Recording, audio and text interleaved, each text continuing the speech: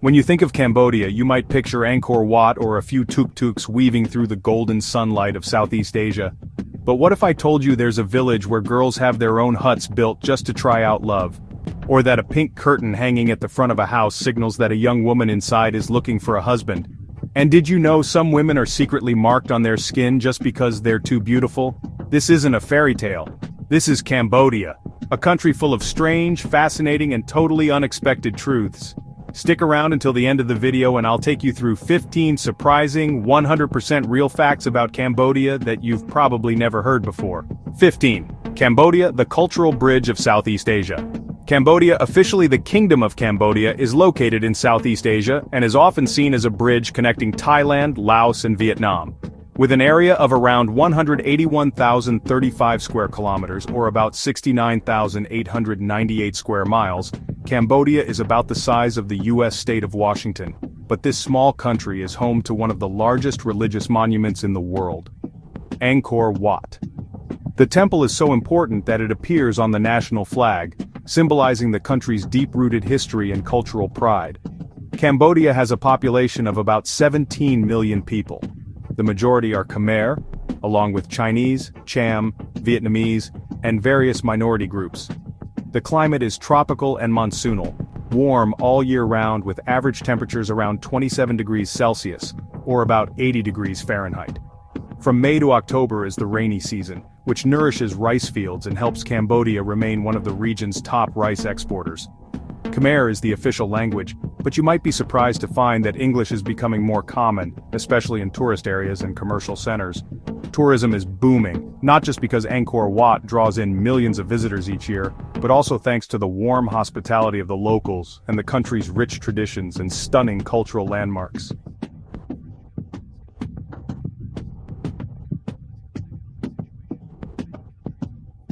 (14) Sampia, Cambodia's unique way of greeting. In Cambodia, people don't shake hands, hug, or wave like in the US. Instead, they greet each other by pressing their palms together in front of their chest and bowing slightly. This gesture is called Sampia. It might sound simple, but behind it lies a deeply refined social and cultural system. What's fascinating is that the way you position your hands and bow reveals who you're speaking to. For everyday people, the hands are placed at chest level. For elders, the hands go higher, near the chin or forehead. And if you're greeting a monk or someone from the royal family, your hands should rise close to the top of your head. Sampaya isn't just for saying hello. Cambodians also use it to apologize, express thanks, wish good luck, and even pray. One gesture, many layers of meaning. And the most beautiful part, every action comes with humility. Pressing the palms together is a reminder to oneself, I am not above you, I respect you.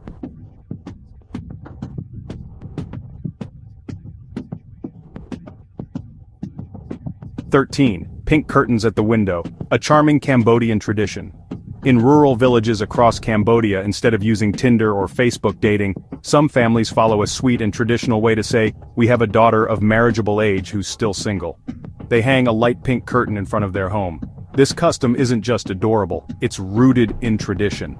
It helps serious young men looking for a gentle, hard-working wife to spot and get to know the family's daughter. No words needed, just one pink curtain, and the whole village understands the message. Cambodian women are known for their sun-kissed skin, petite frames, delicate facial features, and calm, gentle nature. But don't mistake that for weakness. They may not be talkative, but they are sincere and deep when it comes to love. In the capital, Phnom Penh, many women have worked in tourism, service industries, or foreign companies, making them incredibly polite and graceful when interacting with foreigners.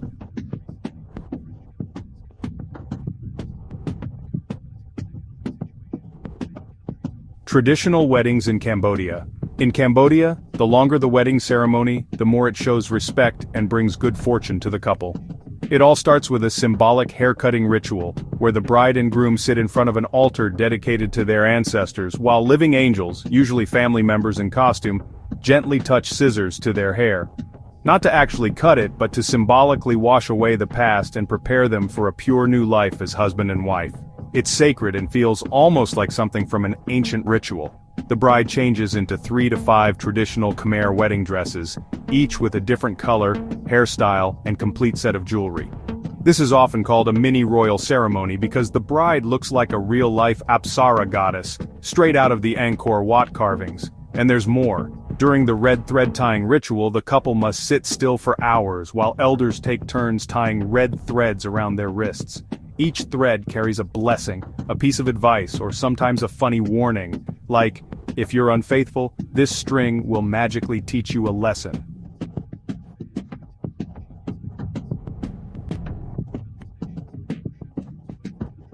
Cambodians prefer gold over banks. Gold shops everywhere. If you think Cambodians save money in banks like people elsewhere in the world, think again. In Cambodia, gold is the real bank. Seriously, you can find gold shops everywhere, from local market corners to right next to a barber shop. People here have a habit of buying gold instead of keeping money in a bank account. The reason is simple. Gold doesn't lose its value, it's easy to store, easy to sell, and it looks classy too. During weddings or New Year celebrations, don't be surprised if you see a bride wearing so much gold around her neck, it seems like she can barely breathe. It's not just jewelry, it's a symbol of financial security. Interestingly, many Cambodians don't even have a bank account. But ask them how many grams of gold they have at home, and they'll tell you the exact number without missing a beat. And if you're walking around Phnom Penh and see a gold shop still lit up at 9 p.m., don't worry, someone probably just sold their motorbike to buy a shiny new bracelet. In Cambodia, gold isn't just wealth, it's a way of life, it's culture, it's style, and it's how people hold on to hope in the most sparkling way possible.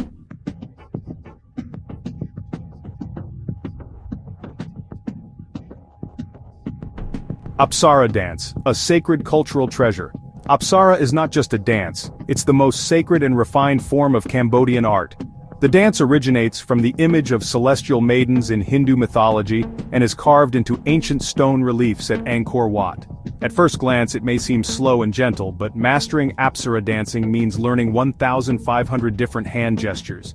Every movement of the fingers, glance of the eyes, or subtle smile holds symbolic meaning, expressing nature, the universe, love, or even the gentle fall of rain. Apsara dancers wear incredibly intricate traditional outfits, flowing sampots, golden belts, and crowns that resemble goddess headdresses. What's even more fascinating is that Apsara dancers begin training at a very young age, sometimes as early as 6 or 7. They must practice each hand position and step with discipline, almost like martial arts.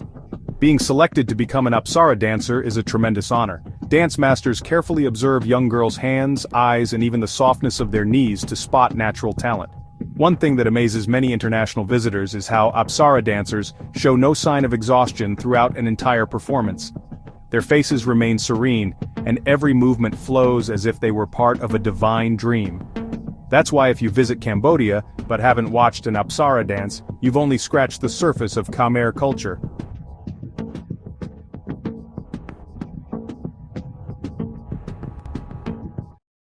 Nine lives in Phnom Penh. Imagine standing in the heart of Phnom Penh, Cambodia's vibrant capital where past and present collide in a rhythm uniquely its own. In the morning, the city awakens with the sound of temple bells, street vendors calling out from pushcarts selling rice porridge coconut cakes or iced Cambodian coffee. Streets weave between old French colonial buildings and sleek high-rises where tuk-tuks glide through a stream of scooters and SUVs in what looks like chaos but somehow works in perfect harmony. Phnom Penh is never too fast, never too slow, it moves at its own easy pace. Want to feel the city's heartbeat? Head to Phnom Penh's night market. With just a few dollars you can buy a traditional dress, try grilled beef wrapped in banana leaves, or chat with a wood-carving artist flashing a warm smile. The market isn't just for shopping, it's where Khmer culture comes alive through food, music, and laughter under the night sky. As evening falls, Phnom Penh reveals a surprisingly romantic side. Along the Suth River, locals gather to snack, play badminton, or even dance Zumba right on the sidewalks. Visitors head to sky bars like Eclipse or Sora where they sip cocktails while watching a blazing red sunset fall over the calm Mekong River. No day in Phnom Penh feels complete without a touch of the sacred. Visit the Royal Palace where golden rooftops sparkle like something out of legend, or find peace at Wat Phnom, the city's only hilltop temple, a quiet space for reflection amid the city's rush. But what truly makes Phnom Penh unforgettable isn't the sights, the food, or the lights. It's the people. From street vendors to tuk-tuk drivers, they greet you with a genuine, welcoming smile, even if you don't speak a word of Khmer.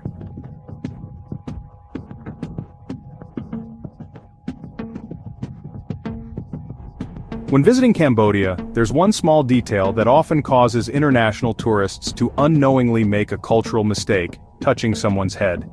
It might sound strange, but in Cambodian culture, the head is considered the most sacred part of the body.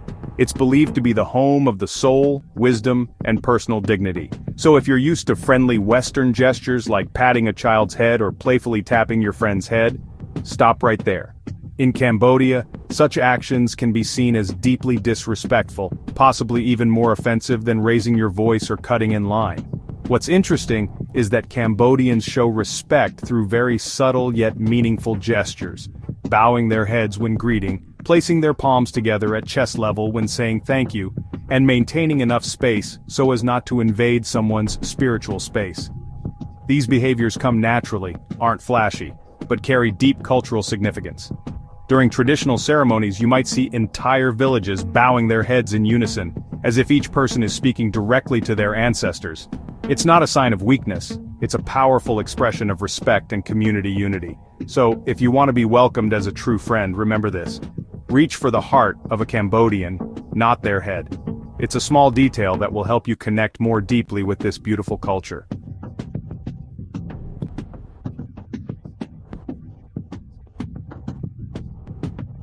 Cambodia has a truly mysterious and unique tradition. In some communities, the most beautiful women are marked with special tattoos. These tattoos may appear as a flower behind the neck, an ancient symbol on the wrist, or a soft line hidden behind the ear. They're so small that unless you're paying close attention, you might miss a whole cultural treasure right before your eyes. And no, not every woman receives one. This is a secret selection ritual passed down through generations in Khmer communities. From a young age, girls are quietly observed by elder women, not just for their appearance but for how they walk, speak, show respect, work hard, and carry themselves. If a girl possesses both physical beauty and inner virtue, her name may come up in quiet conversations among respected elders, marking her as a worthy candidate for this special ceremony. Once she reaches adulthood, if chosen, the young woman is taken to meet a Kru Khmer, a master of traditional tattooing, deeply knowledgeable in ancient scripts and spiritual symbolism. The tattooing itself is not merely an art form but a sacred ritual. The master selects an auspicious date, performs prayers, and chooses a symbol that reflects the girl's essence. Even though the mystical aspect has faded somewhat over time, the deeper meaning remains, a silent tribute to those special women. In some villages, their names are even recorded in the community's registry as a symbol of pride.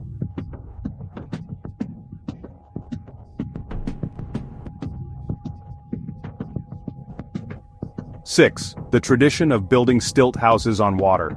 In Kong Pluk, a floating village on Tonle Sap Lake in Cambodia, people live their entire lives without ever setting foot on solid ground. This way of life has existed for hundreds of years and is still almost completely preserved today. Tonle Sap is a rare natural phenomenon. During the rainy season, the river actually reverses its flow, causing the lake to grow to 5 times its usual size and turn nearby rice fields into a vast sea.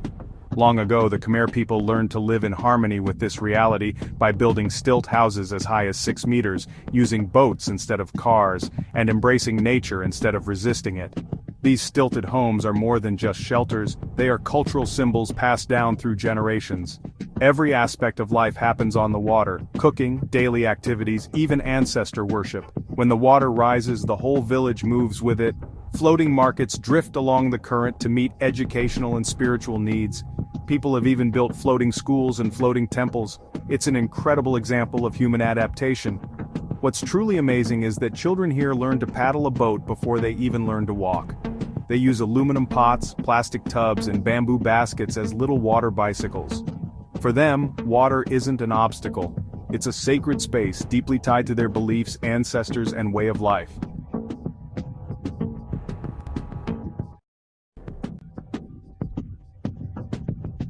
The Krung tribe and the most unique marriage tradition in Asia.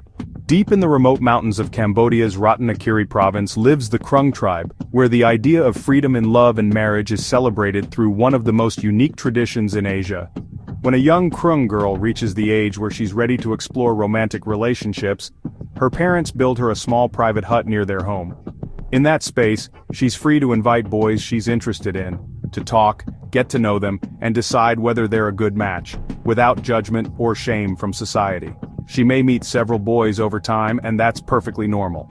The Krung believe that true marital happiness must come from genuine emotion, not pressure or duty.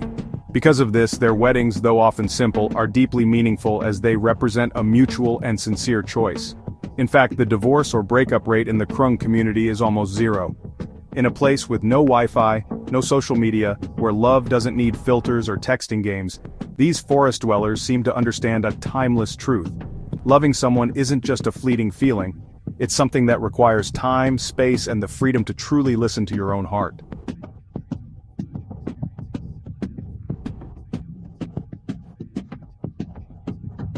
Fourth, a food tour around town on a Vespa. Cambodia offers a unique and exciting way to explore local flavors, a food tour around town on a Vespa. But this isn't just a ride. It's a full-on cultural experience where you get to enjoy the sights of the city while discovering traditional Cambodian dishes you won't find anywhere else. What makes this tour special is that it's not just about eating delicious food. Your guide will also share fun stories behind each dish, explain the special ingredients, and describe the detailed cooking process. The Vespa makes it easy to zip through narrow streets, stop at famous food spots, and visit charming street vendors selling local treats that are true hidden gems. When it comes to Cambodian cuisine, get ready for bold and rich flavors. One must-try dish is a muk, steamed fish cooked in banana leaves. It's a national favorite known for its sweet, savory taste and aromatic spices. Don't miss bánh chao or Cambodian savory pancakes, crispy thin pancakes filled with shrimp, meat and fresh herbs often wrapped in rice paper. Another standout is prahok, a traditional fermented fish paste used in soups or eaten with rice. It's an acquired taste, but deeply rooted in local culture. And of course, there's Cambodian red curry with its smooth, fragrant sauce that leaves a lasting impression on anyone who tries it. Want me to suggest a morning-to-night foodie journey in Cambodia? Leave a comment with the number 9 and I'll share some insider tips only the locals know.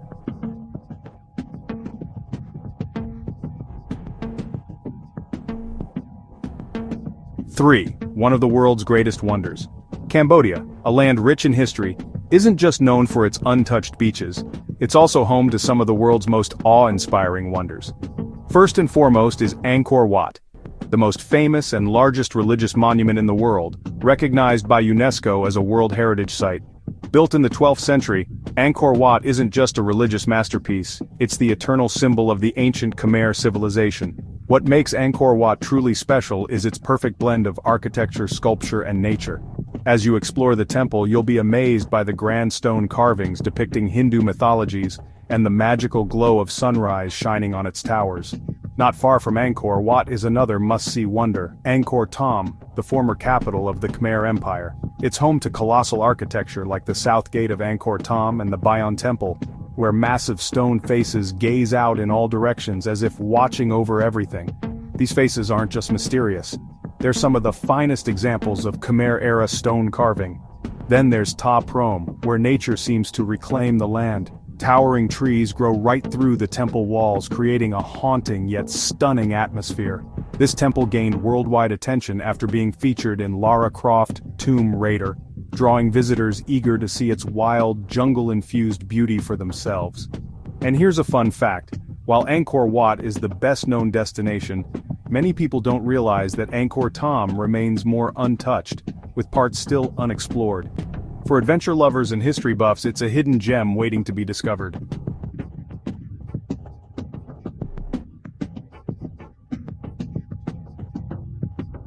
Two of Cambodia's most famous traditional festivals take place in mid-April.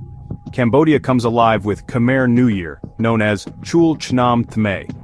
Unlike Western New Year or Lunar New Year, Cambodians celebrate the New Year at the end of the dry season and the beginning of the rainy season, a sacred time for farmers.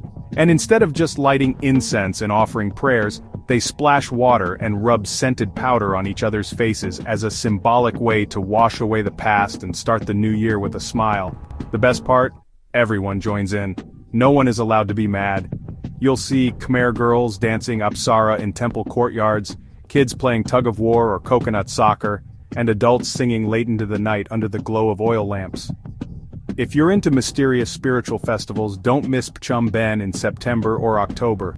Cambodians believe it's the time when ancestors return from the spirit world. People head to temples at dawn bringing food, flowers, and candles to offer to the monks, who then send the food to the departed. Forget to do it, and your ancestors might get hungry and angry. Temples during this time have a magical, sacred feel unlike anything else. Then in November there's Bonam Tuk, the water festival, which celebrates the moment when the Mekong River changes direction. 30-meter dragon boats race down the river as crowds cheer, drums beat, flags wave, and fireworks light up the sky.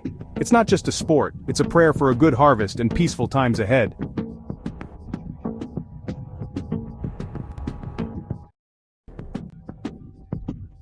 Cost of living in Cambodia. If you're looking for a budget-friendly place to live that still has modern comforts, Cambodia is an excellent choice. In Phnom Penh, rent for a one-bedroom apartment in the city center ranges from $300 to $500 per month, and only $150 to $250 per month in the suburbs. That's way cheaper than major cities in the US. Utilities like electricity, water, and high-speed internet are also super affordable, around $50 to $75 per month for power and water, and $25 to $50 per month for internet. Getting around Cambodia is very cheap. Tuk-tuk rides usually cost just $1 to $3, or you can rent a scooter for $60 to $100 per month. For food, you can eat out for only $3 to $5 per meal, or cook at home with just $100 to $150 per month for groceries. Your total monthly cost of living? Around $500 to $700 if you live in the suburbs, and $700 to $1,200 in the city center.